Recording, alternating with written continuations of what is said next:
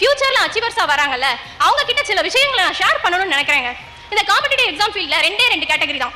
ஒருத்தங்க அச்சீவர்ஸ், இன்னொருத்தங்க லேர்னர்ஸ்.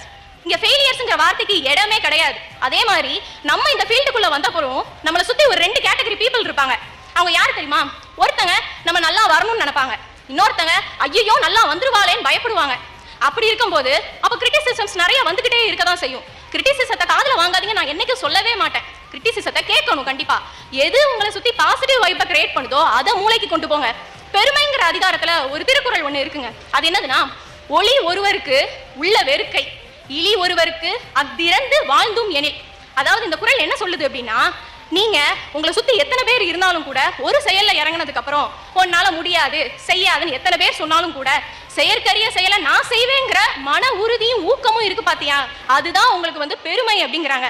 உண்மைதாங்க. அதனால நம்மளை சுத்தி யார் என்ன சொன்னாலும் சரி, இருந்துட்டு போட்டுன்னு விட்டுருங்க. விட்டுட்டு முயற்சி தான் பெருமை தரும் அப்படிங்கிற உயரிய குறிக்கோளோட நீங்க செயல்பட்டீங்க அப்படின்னா, உங்க பாதையில நீங்க டிராவல் பண்ணீங்க அப்படின்னா, நீங்க நினைக்கிறத விட ஒரு படிக்கு மேலேயே அச்சீவ் பண்ணலாம். அமித்ரே அவர்களோட ஒரு பொன்மொழி தான். அது என்னன்னா, everyone has the fire but champions know when to ignite the spark. உண்மைதாங்க. காம்படிட்டிவ் எக்ஸாமுக்கு வர்ற நம்ம எல்லாருக்குள்ளேயும் ஒரு ஃபயர் இருக்கத்தான் செய்யும்.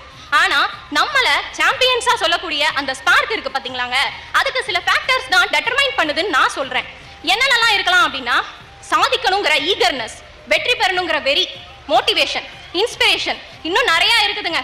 ஆனா எல்லாம் இருந்தாலும் இதை கண்ட்ரோல் பண்ற அந்த சுப்ரீம் யூனிட் யார்கிட்ட இருக்கு தெரியுமாங்க? நம்மளோட சரௌண்டிங்ஸ். அதுலயும் நம்ம இமிடியேட் சரௌண்டிங்ஸா இருக்கிற பேரண்ட்ஸும் சிப்ளிங்ஸும் தான்.